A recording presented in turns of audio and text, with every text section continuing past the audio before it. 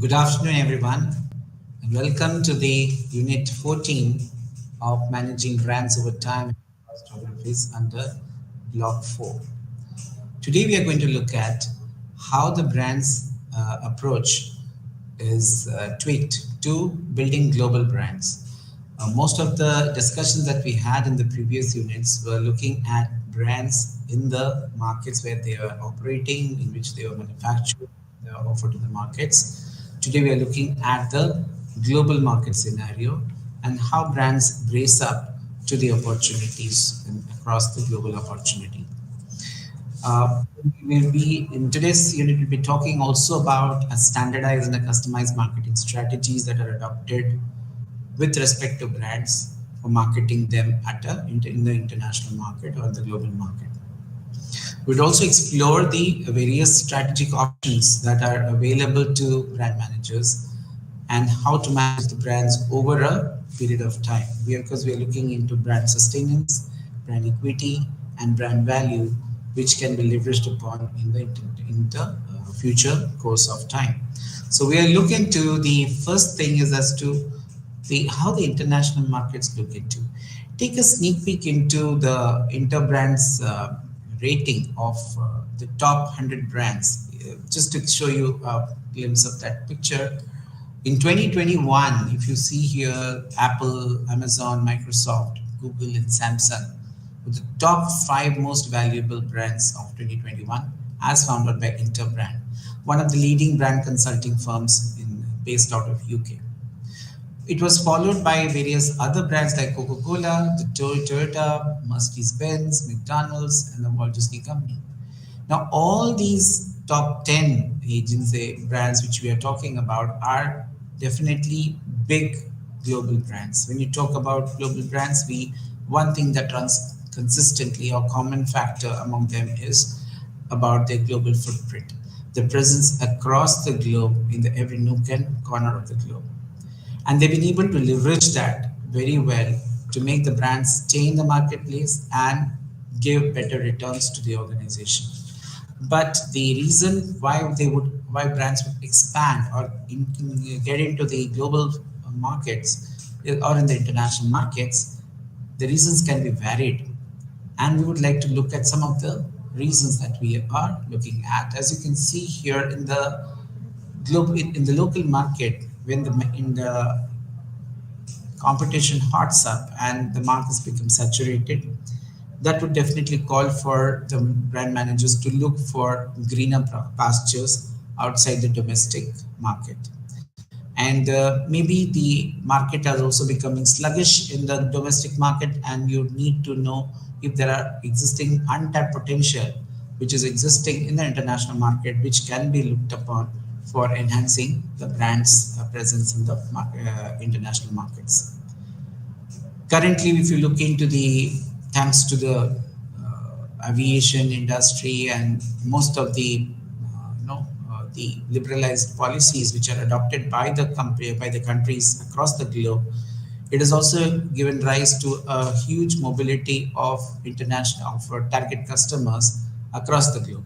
So whether it's for work function, whether they are going for immigration, whether for any other reasons, we find that there is a huge shift taking place from the concentrated markets to diverse markets. So that is one area which also throws open in terms of opportunities that one would like to venture, a company would like to venture in the international circuit.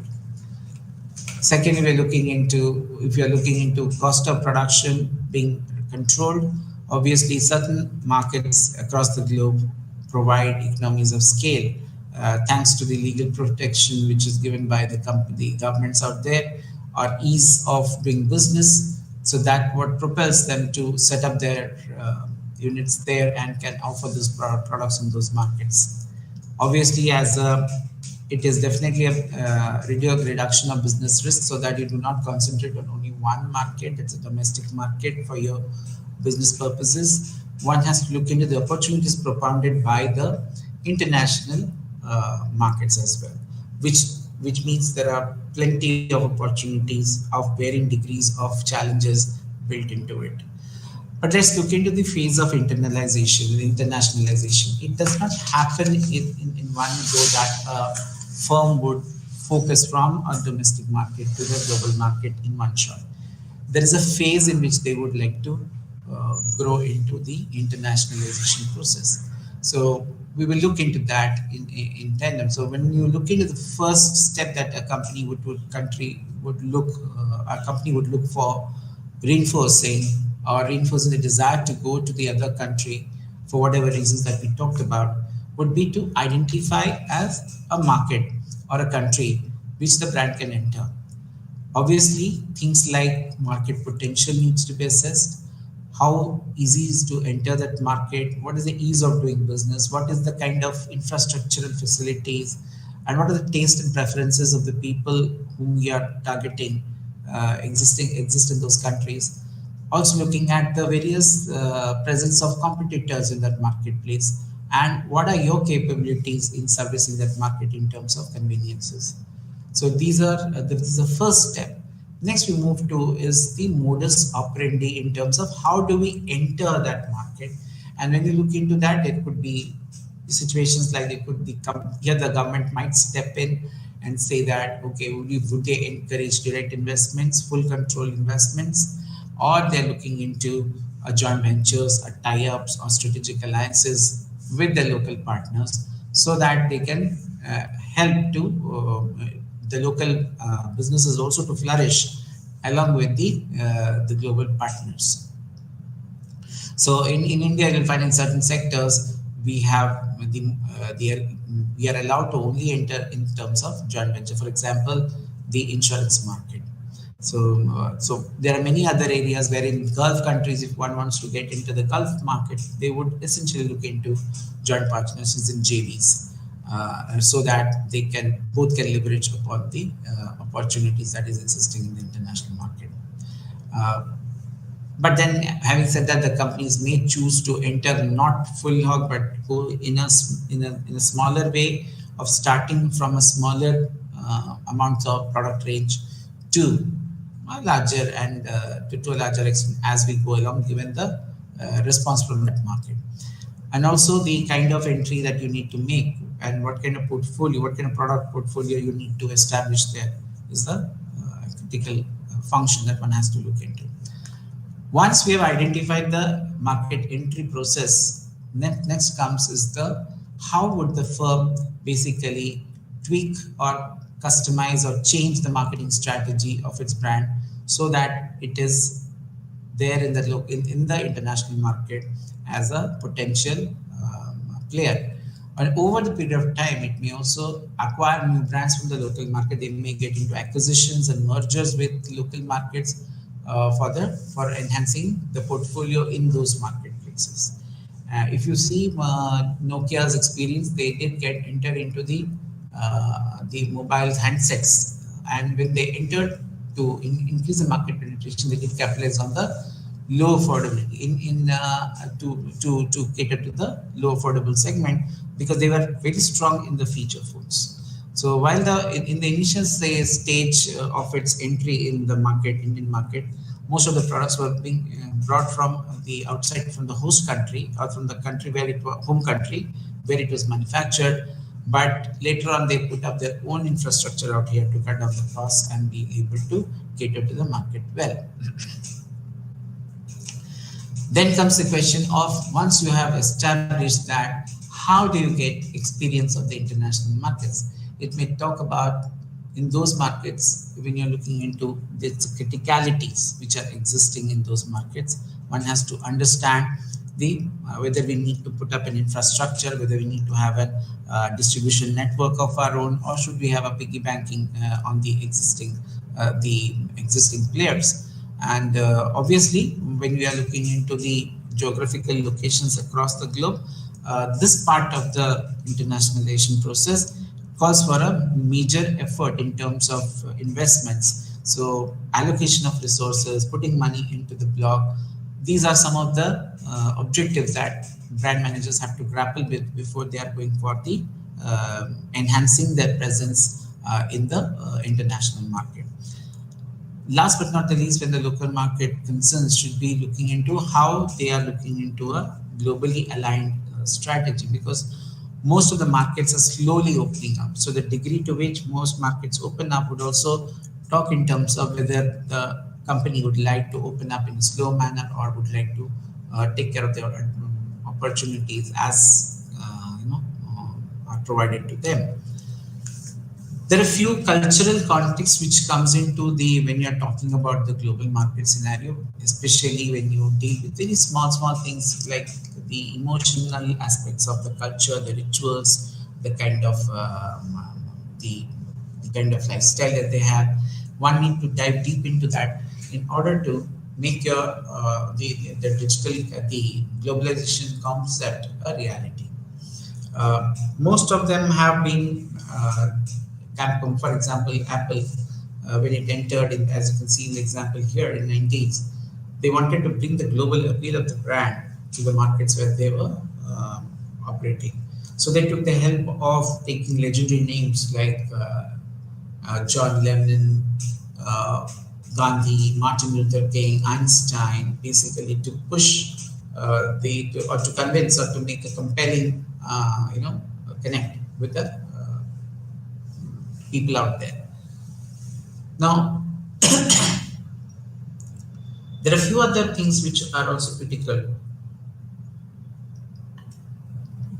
from the cultural concept and context when we are looking into operational in the global field. For example, words, symbols, colors have different meanings across the globe. So when we are looking into these opportunities, we need to bring it into the fold in terms of the what the brands can convey to the markets. So for example, if you're operating in Turkey, which is a very patriarchal society, and versus America, which is far more where the patriarchal society is not, it's not that strong. I mean, everybody has equal say. So when you're operating, what you're communicating, what kind of values that you are standing for, does play an important role.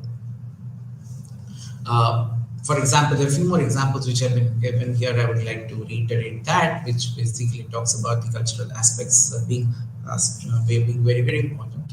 One is during the campaign of Kame soap in Japan. They showed the a presence of the Japanese husband in the room while the wife is taking bath. Now, this is not considered to be very tasteful in Japan. So obviously, such kind of things can be really warded off. One has to be very sensitive about these issues.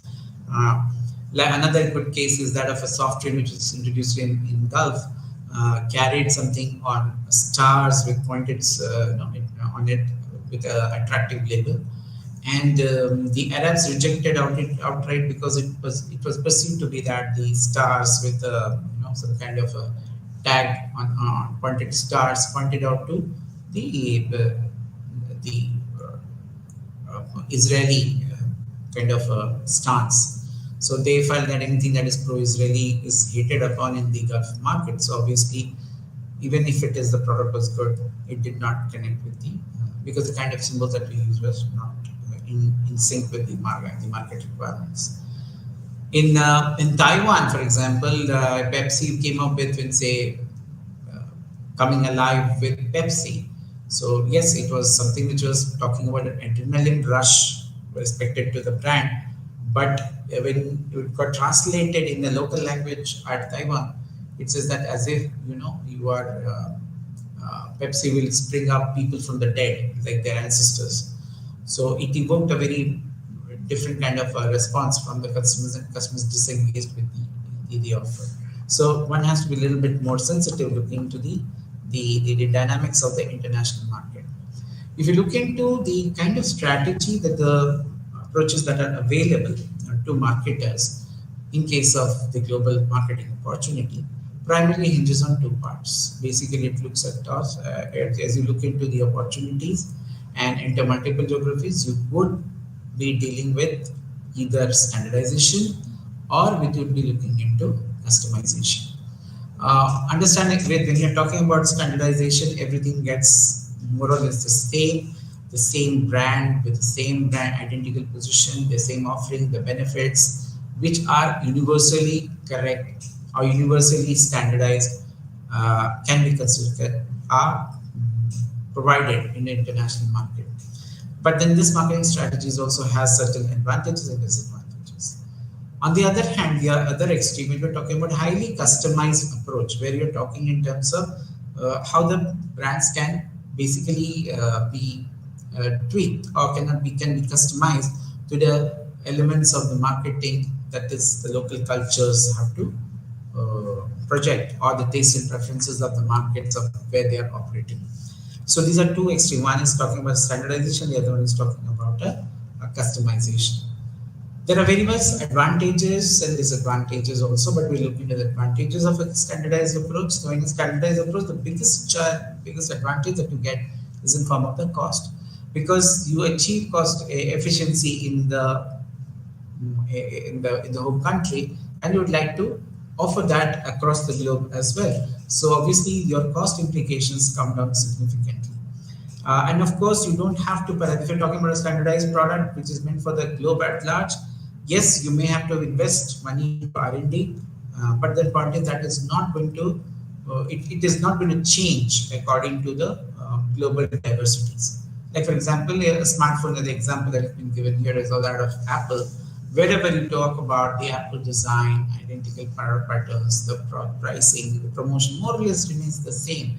As a leverage, what can happen is that you are able to reach out to your ideas much faster in a given market, and also can learn from the experiences of companies across different countries based on their inputs, and then make few suggestions or changes in the future. In terms of image and quality also, we have been harping that for brand image and service and quality, we must look into consistency. So obviously standardized products has got everything built into it, saying that whatever the products are, wherever they are available, they bring the same experience, the same kind of benefits to the consumers. So the brand associations, which is if it is a positive one, it goes from one market to another and plays in a positive manner. Um, Coordination becomes slightly easier because the uniform and standardized approach helps the global brands to convey a very strong message across the multiple without minimal interventions. So it becomes easy to adhere to and also monitor.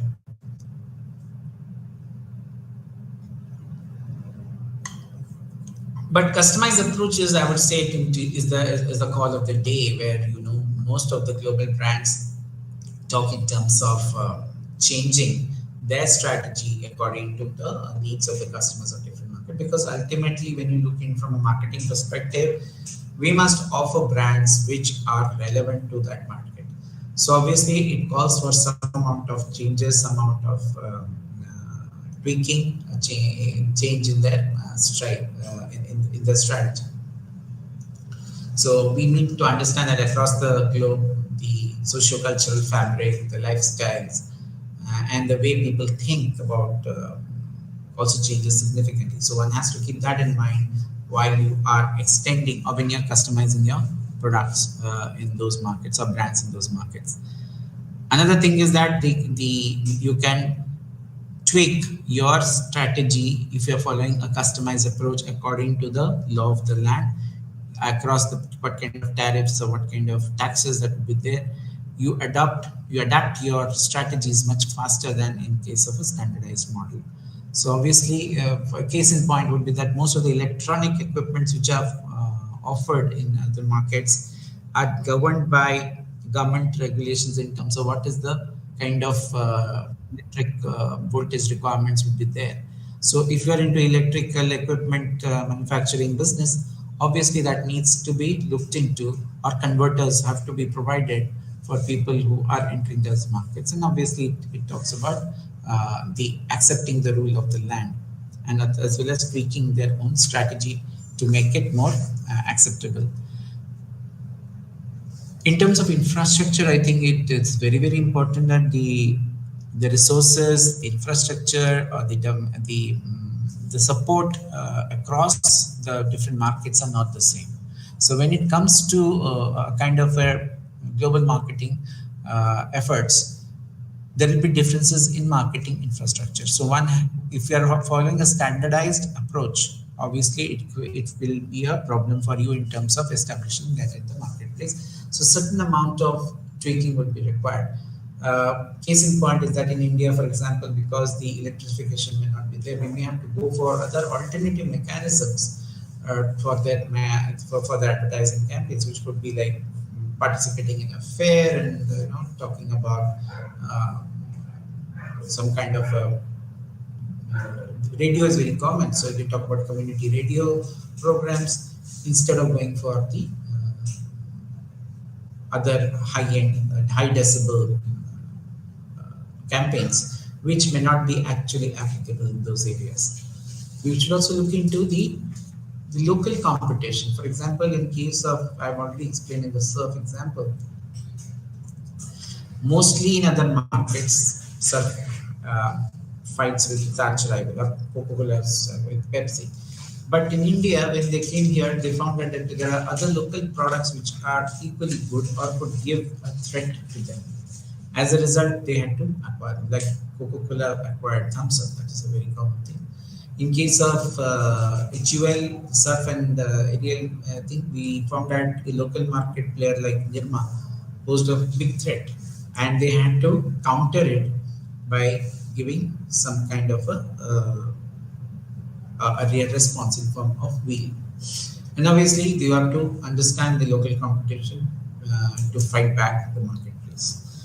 Another degree of customization is very well example. The example that is shared here is that of Netflix. I think Netflix has been one of the most strongest player in the customized market, and this has been able. They've been able to garner market share in the OTT platform in a big way because they understood the market of India and they found that the mobile penetration is extremely high. So the OTT platform was tweaked to the mobile platforms, and that became a kind of a highly customized area in every geography of India to create content which could align with these requirements. So if you see here, the Indian flavor, they managed to give a subscription on a monthly basis, which was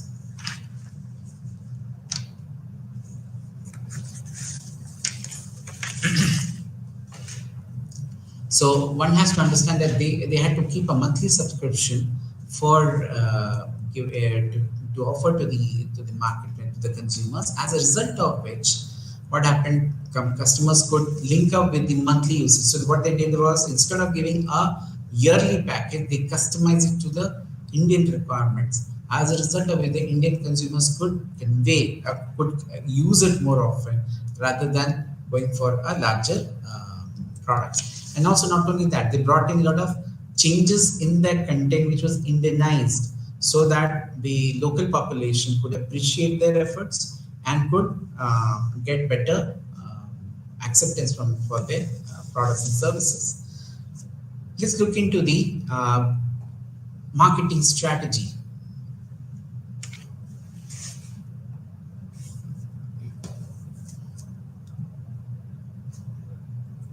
Let's look into the marketing strategy which companies follow to look into the global requirements.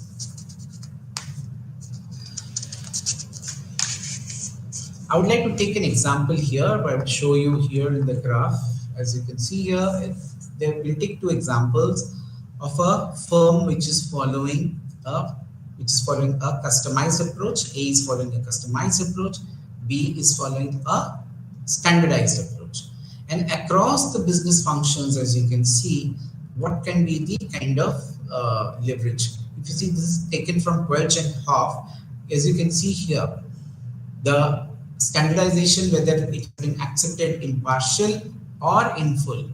When you talk about the business function with respect to R&D, you'll find in case of standardization, the firm A being able to apply that in totality. Whereas in case of B, they've been able to partially standardize it and tweak it according to the requirements. In manufacturing, the customization by standard A has been tweaked to a certain extent, partial, not completely, but in standardization full, because that is the demand of that market. So according to the market requirements, the degree of customization and standardization can also be leveraged upon, because that is going to be a very critical factor in terms of the products being accepted in those global market scenarios. Let's look into the cultural sensitivities. If you are in a customized here, again it will be mostly partial, because again you have to what extent you are tweaking your products, because products can be tweaked according, there's a limitation to which you can do. In standardization there is also partial kind of a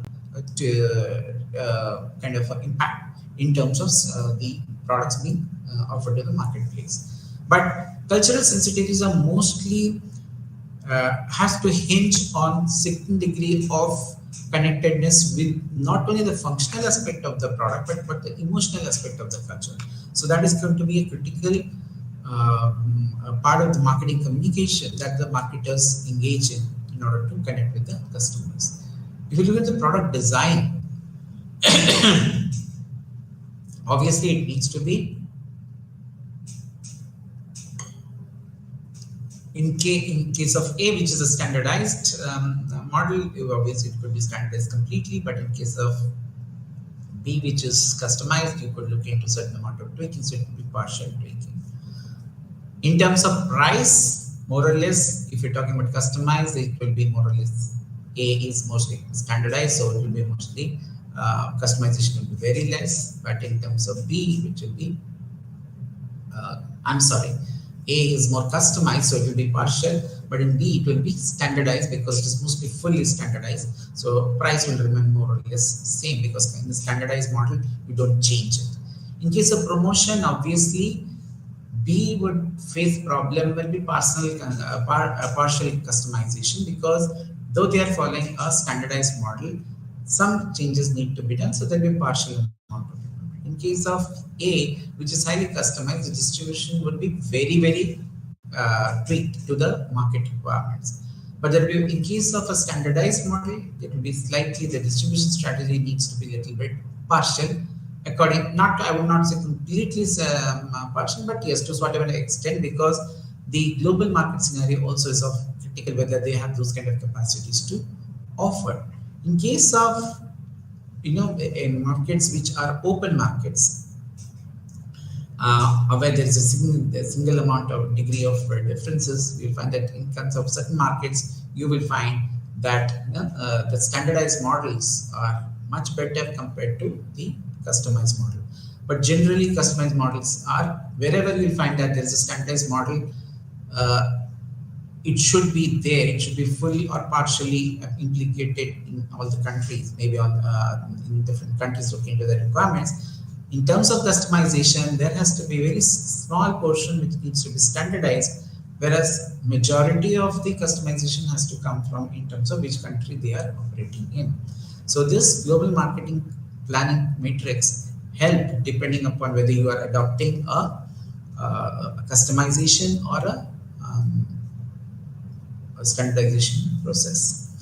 Now there are various factors which are also impacting the decision to go. So when you're talking in terms of product and packaging customization, and this in this case, what happened? The nature of the product definitely tells you what should be the packaging norms. Because in some cases you'll find that the packaging has to adhere to certain norms given by the country where they are offered. The stage of market development, whether the product is in a very nascent stage in another market, would depend upon whether we should go for the product at all or we should not go for the product at all, or we should go for a modified thing, or we could start the at the initial stages. The customization is, when you talk about customization, the cost involved could be another factor in terms of customization, because that would significantly increase. In terms of the legal aspects, again, I've told you, law of the land has to be understood by everybody when they are entering the international market. So one has to adhere to that. So your product has to tweak according to that. And similarly, packaging norms, like what should be the information that you want to pass in your packaging, is to be very clear. Further, we look into competition. The basis of competition can also differ in different regions, and necessitating we could depends upon what is the level of competition in different markets. The customization can be impacted. Uh, what about the support systems? So obviously, when you talk about distribution, I told, if you remember, in marketing mix, among all the mixed elements, distribution is one of the most important part and also very cost implicated area in terms of the marketing strategy. So similarly, in case of global markets, the availability and presence, what kind of presence they have in those domestic market, what kind of support system are there, is also going to be very critical in terms of the product getting packaged. In terms of physical environment, that's another important factor which needs to be understood in terms of the product aspect, with what kind of product we are going to give. For example, I'll give you uh, Dove, which is talks about moisturizing content. If you see the product in case of US market and in Indian market, that's a significant difference. That is essentially because the moisturizing content may not be required too much in Indian market compared to the US market, which is predominantly more colder climate compared to India. Of course, now with the climatic changes, temperatures are spiking up all across the globe. So one needs to also look into whether that kind of a difference makes sense. And we are talking in terms of market conditions. When you're talking customization, obviously that is a critical thing. Depending upon how customers accept or reject, we look into the globalization issue. And in terms of product customization, whether it need to customize the product, is it going to cost me more? Because end of the day, the product should resonate with the customers. It should also talk in terms of whether the cultural elements are aligned to the local market requirements. If it does not, then perhaps we need to take a beating. We need to look at it. Take a leaf out of what McDonald's did in terms of making their products changes in India, going vegan and making a vegan as a sort of product range, which basically helps to meet the taste and preferences of the Indian consumer, as a result of which they've been able to garner better market share. Coming to the packaging part, we have already seen product and packaging are go hand in hand. So obviously we look into the important consumption parameters. When we look into pack size, like for example, milk, or when you talk in terms of detergents, when you talk about shampoos, you'll find that the SKUs or the patterns, consumption patterns determine the kind of pack sizes which go well. You may come up with a Coca-Cola 2 liters bottle, but is this what is being consumed in this market in such large numbers? Many people say that if you buy in bulk quantities, it will be catered to, it will be better preferred, but not necessarily. Certain markets like buying in bulk. In some cases, they don't like buying in bulk. So pack sizes can be looked into from that particular area. Cultural sensitivity in terms of design, culture, which culture appreciates what culture. For example, blue could be appreciated in certain markets, but not be certain in other markets. White and black is considered to be auspicious or inauspicious according to the local sensitivities. Climatic conditions again are very important in terms of what kind of packaging you need to do. It should not be packaging where it will destroy due to extreme humidity or whatever. Local language labeling, I think labeling goes again very important part of your packaging, because it's like a silent salesperson. So what you are capturing in terms of labeling is very, very important. If you have a local connect to that, it always helps. The kind of distribution channels where they are there, what kind of shelf life does it have, shelf spaces does it continue, does it get offered to, pack sizes and packaging play a very, very important role, right? So pack sizes are a critical part of the story. Another modification is the pricing strategy. I think pricing strategy need not be said that some brands in the past have been looked upon in terms of whether the brand is able to enter the market, and obviously pose a challenge in terms of competitiveness to the consumer going and buying. So affordability being a very important factor, the cost of distributing it, the kind of margins that you'll be operating, and of course the government framework in terms of and also they would also determine the pricing strategy. Secondly, we also need to look into what kind of a competitive strategy is the firm entering that market. Are you going with a cost leadership strategy or a differentiation strategy? Mostly the modification pricing happens if you're in cost leader position, that's well and good, but then cost leadership in one market does not mean cost leadership in other market. So one has to understand in the host country, wherever that is being launched, you are going there may not be as a cost leader, so you need to understand whether a differentiated strategy makes sense. Very good case is that is given of Coca-Cola. When Coca-Cola introduced rupees 5 pack size in the early 2000 with the Amir Khan, that punch, right? So obviously they've been able to tweak it according to the Indian market conditions. Players like Uber and Amazon, again, which are global giants, they have created such kind of payment terms which are aligned to the local market requirements. As a result of it, it has got a better acceptance today in the marketplace. If you look into things like Revlon and all that, which had a kind of very premium image, which had a very general image in the international market, but they were launched in India with a premium image because Indians always considered the abroad, the brands which are coming from outside the home market to be considered to be a kind of a novelty rather than a kind of a aspirational value rather than a utility value. So certain markets where Revlon is in US is considered to be a general mass marketed product, but here it becomes a kind of a niche product or a premium product appealing to very few people. Distribution, obviously, as you know, distribution is an important part and it is basically tweaked on the basis of the purchase patterns, and in any market, whether it's domestic or the global market, companies always want to have a very strong hold over the channel members.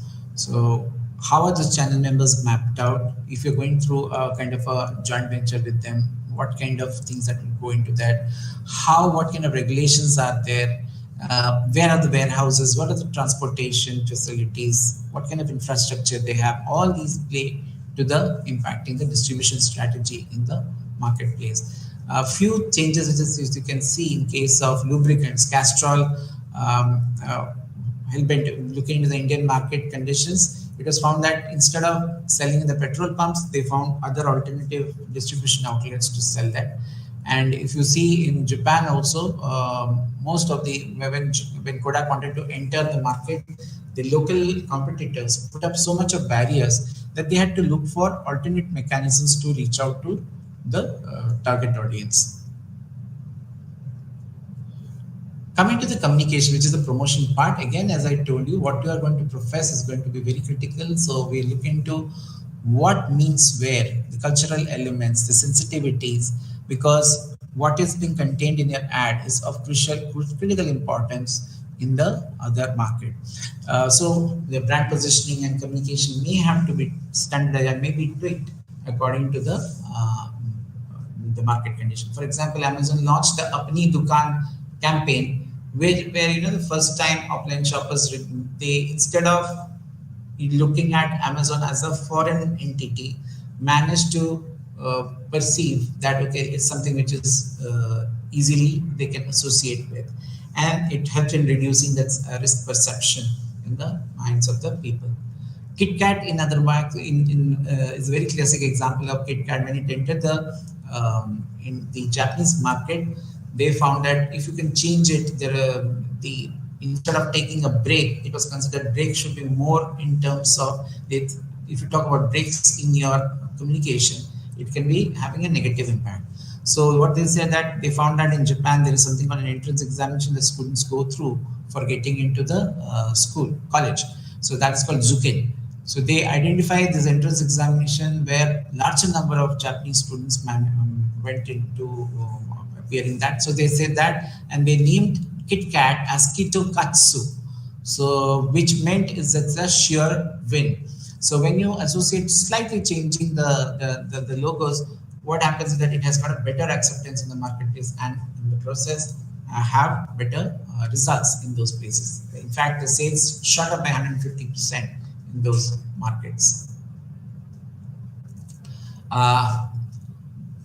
We have seen that many brands, which have followed a standardization process to they have been able to tweak it slightly to the local market. Several brands have also been using standardization process to reach out to their target audience. Something like Mastercard, iPhone, right? Some of them have a component of themes remaining globally standardized, but in terms of local acceptance, it has that local flavor built into it, so that it makes sense to relate to the customers. So when you talk about and most of these campaigns which global marketing firms do with respect to the global brands, the communication strategies are conceived in the headquarters and implemented at the other host countries. So if you're talking about a global marketing strategy in terms of marketing communication, one has to understand the local nuances or the local parameters very critically and build it into the brand communication so that every country can design their own communications. So what happens is that you need to decentralize the communication strategic formulation across the globe according to the markets where you are operating. Next, you move into developing a global branding. If you see here, Casper in 2005 talked about three basic facets like the concept of a brand, the name of a brand, and the product or the service that a brand represents as critical to create alternate globalization from moving from globalization to customization. So how do you talk about global brands but with a certain degree of customization? So from standardization to customization also you can look at that as a continuum. So there are some 6 types, seven patterns of globalization which he has identified. One is you can see this no adaptation, which is mostly followed for luxury brands. Number 2, we talk about different positioning strategies. This is again looking into the market. It's a customized kind of a requirement which you do the positioning part. That what does it mean for a given market and position in those markets. Introduction of important product adaptations. For example, when you're talking in terms of adaptations, you're talking about modifying the products according to the brands to the local. The adaptation of Colgate to the herbal, the natural ingredients is a very natural progression or adaptation in this market. Different positioning and offerings when brands split into companies. For example, there are products which remain the same. The product brand name is same, but in different kind of product categories, they are offered in the marketplace. The case of Grevas is being given here, while the Grevas brand name remains same. It's an actual brand, whereas Danone also offers a range of dairy products under the Grevas name. So it's a different positioning, but the offerings are mostly split between the companies. The 5th part, very less, of course, we don't see that so much in India. Different brand names in different countries due to cultural sensitivities. For example, in case of sanitary napkins in PNG, it is found that PNG, when we talked about sanitary napkins, in India, the sanitary napkins have got a certain amount of social, if I may say so, social stigma attached to it. Of course, things are becoming better and better. These products were not available, were not accepted by the Indian culture earlier. But today it's a more accepted thing. But when they launched, they found out that since there is a certain amount of a taboo or some kind of a ethical issue associated, they prefer to name the thing as Whisper. They prefer to keep the sanitary napkin brand as a Whisper in order to understand the local requirements. Similarly, as the case here is taken of Burger King is called as Hungry Jack in Australia. When almost similar products are sold under 2 world brands with different price positioning. For example, certain markets you will find that Volkswagen are priced similar to Audi's entry-level models in certain markets. This is a very classic example looking into the standardized model in terms of the pricing front. Okay, so when you are talking in terms of prices associated, so here what happens, the price is very strongly attached to the kind of brands, the brand image that the brand carries. Second is a local adaptation, as you can see here. In order to, you may go on for acquisition of local brands to operate in a given market. The classic example is that of Thumbs Up, which I was referring to earlier, that Coca-Cola in 1996 it entered the Indian market or re-entered the Indian market. They went in for acquiring the brand into the portfolio because that helped them strengthen the market or market acceptance in terms of that brand. Now, how do you monitor the and manage their brands over time? So you know that brands become, they provide value and relationship that they build. What you are, offering them is just maybe the functional part. But over a period of time, when we looked at brand equity and the various models of brand equity, everybody talked about brand awareness leading to proper seed quality. Then in terms of what kind of patent it had, what kind of resonance dimensions did it achieve, what kind of an emotional connect it achieved as we went along. So today's when you talk about brands in the global field or over a period of time, the functional, emotional, and the self-expressive part of the value that the brand has created with the customer groups help them to differentiate their brands from their competitive brands and gives a significant competitive advantage if the brand is able to garner in their marketplace. So when you look at the global markets, obviously the part is how do you bring it into this value into the market system. It is possible only by looking into how's the brand built in those markets, looking into the various insights. You need to do a very deep insighting exercise when you are trying to bring out those emotional, when you are trying to bring out those underlying rational and emotional appeals to the customer, so that it has to create a very strong positioning stance when you are able to look into what happens in a given market, what are the fewer nuances that create a very positive vibe with the market, and then build it into your brand communication, whereby what happens, the value perception is better and people perceive better value in terms of their market, in terms of their brand associations. And that also you need to build up by creating the right kind of identity, which we talked about, if you remember, the brand awareness as well as the brand image, which feeds into a very strong brand knowledge. The brand knowledge may come from other market in a different way, but when you're operating in an international market or a global market, one has to observe how that particular image is being perceived by people. Not necessarily the brand which they carry in the international market will be resonated in the host country. So one has to understand the deeper insights that is going and then bring it into the fold and tweak it along with the brands which they are offering, so that there is a certain amount of acceptance and you are able to build on the differential that you want to bring with respect to the competition in the marketplace. Next, we move to what are the levers of sustaining brand value. As you can see here, it can be done. Brand value over a period of time can be done at multiple levels. Changing the product, the basic product offering can be changed. You can augment the product offering. You can change the pricing strategy. You can also change the distribution strategy, and also the communication and positioning, which we have already talked about in the marketplace. So something like this, which can be you can rekindle the brand stories by changing the various aspects of. So generally, you'll find that mostly modifying the actual value to the customer by modifying the product, by bringing new products or new services to existing customers, or you can bring completely new products to new customers. You can tweak the pricing, you can tweak the modify the distribution channels. That helps in creating the actual value, but the perceived value comes from the communication strategy. That is the brand communication, the positioning, the image that you want to bring in, if at all you want to augment that.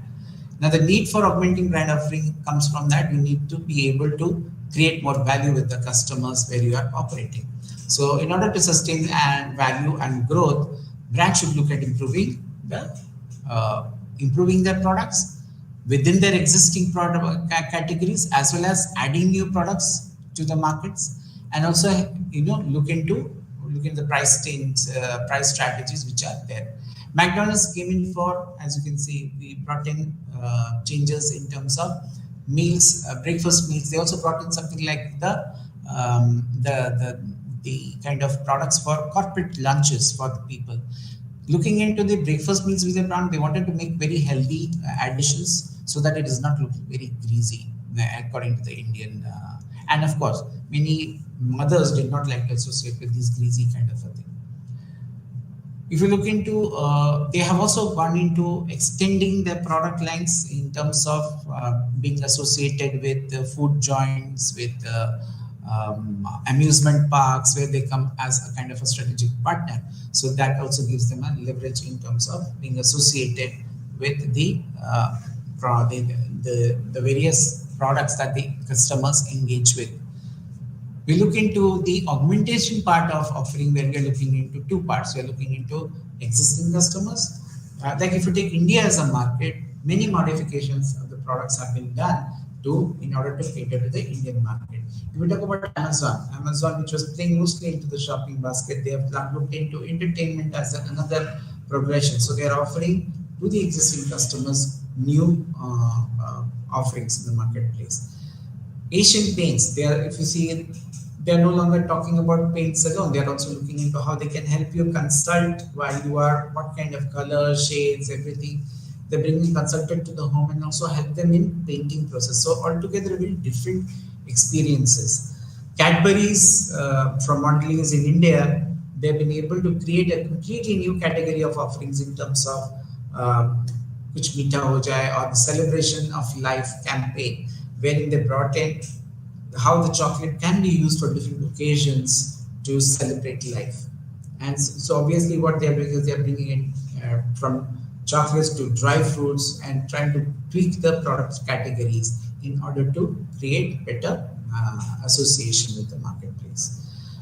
You could also be offering new products to the market, new customers, products to the new customers. Like one thing that comes very stark example is that of Nexa. Maruti launched Nexa for distribution of select models of product category of brands, because they knew that if they want to offer the high-end products into the marketplace, the customers may not go and buy them from the usual distribution outlet.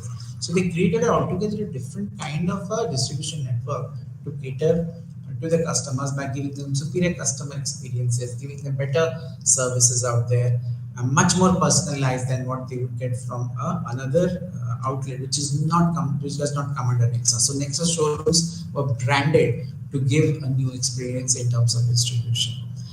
So their product assortments were different from that which of the others as well. Of course, there is a certain premiumness which was attached to the brands. Philips lighting, if you see the T-bulb, which was mostly used in the industrial sector or in the electric car segment. Earlier, the individual customers did not buy it. They were mostly buying the tube lights and those kind of things. There was never any form of for tea. They identified this as tea bulb can be offered as a good solution, where you can just, if you have a bulb socket, it can be used over there, and that created a completely new product for the new customers, that is a consumer segment, and it has really clicked on. Going into the price and distribution levers, we look into the kind of we've already talked about how distribution can play an important role. It's a very good example of Baxter, which has been there, that people who are, they managed to get some renal care fluid bags into the marketplace. So they said that instead of talking about those renal bags, can we in those hospitals, we can provide better services to the customer so that the customer gets better treatment and they survive better, and they also help to bring down the cost of treatment. Of course, they've managed to bring down the offer lower and uniform prices for different types of fluid bags which were used by the nurses. They also catered to give support services like the nurses to the various hospitals, thereby completely changing the price sensitivity in the marketplace by tweaking their offerings in the UK market. If you see here, in case of, again, I would take the example of products which were given to customers in terms of a installment pricing campaign. Maruti followed that, that if people could buy certain product by giving in form of installments, why not?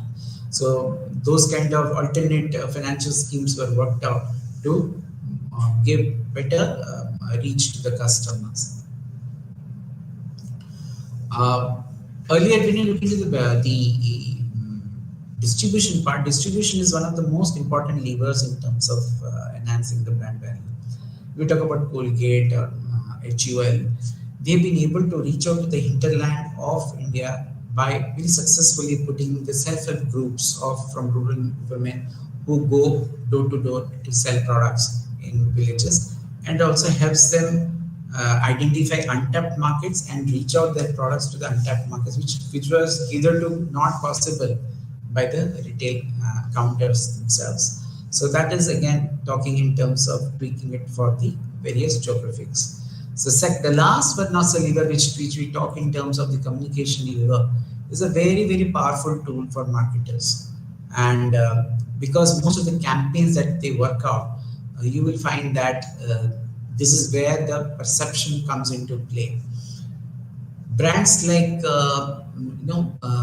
Fair and Lovely, which is now Fair and is now known as the Fair and there's no fairness. It's basically beauty products, which was basically aimed at enhancing the fairness part of the uh, cream for the women.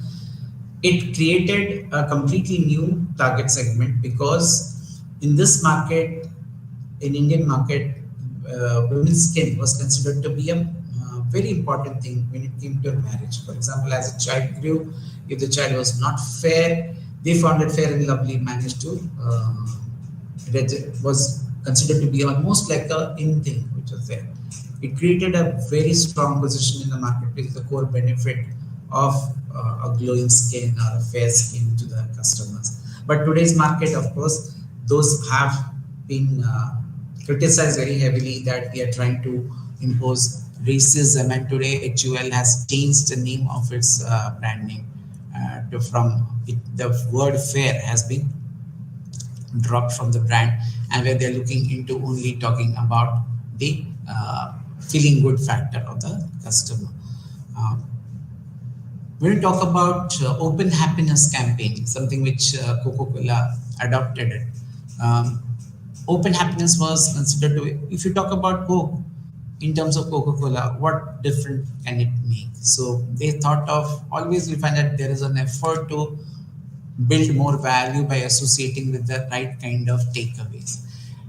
The When you look into the open happiness campaign, it was like a, when you're consuming the brand, they managed to bring in brand communication where it said the full family engages with the customer with the usage of the brand. Whereas Pepsi talks about it's very individualistic, so that's a different kind of a take. Whereas Thumbs Up had a more of an aggressive stance in making the feel the energy, the enthusiasm that is associated with the brand, because they had that taste the thunder kind of a tagline. If you see Coca-Cola, further they managed to they run a campaign which is called the Hug Me campaign, where an effort was made to personalize the brand. So they put up those outlets where you can get those Coca-Cola cans by popping up. You have to step up, hug the machine, and then the Coca-Cola machine, vending machine would give out a can. So that really made people feel something different. So there was a degree of personalization that was built into the brand. As a result, they managed to connect with the brand in a big way. So these are few strategies where you can see it in today's market that as brands manage to go to from a domestic to a international market, there are a lot of things that you need to build in terms of not only the product adaptation, pricing, distribution, but also the promotion in order to give more value addition. And going forward, you need to also look into how this particular brand can be managed to give better equity in the long run and stay in that market for a longer period of time. We have looked at the internationalization process does not look into one particular geographical location. It talks about a systematic way of increasing from the domestic market to the host market, looking into the global ambitions of the brand. And furthermore, when we talk about brand strength and market dominance, your globalization plays a very, very important role in increasing the brand valuation. With this, we come to the end of understand the global imperatives of global management systems for brands and how it can be leveraged across the global markets. Thank you.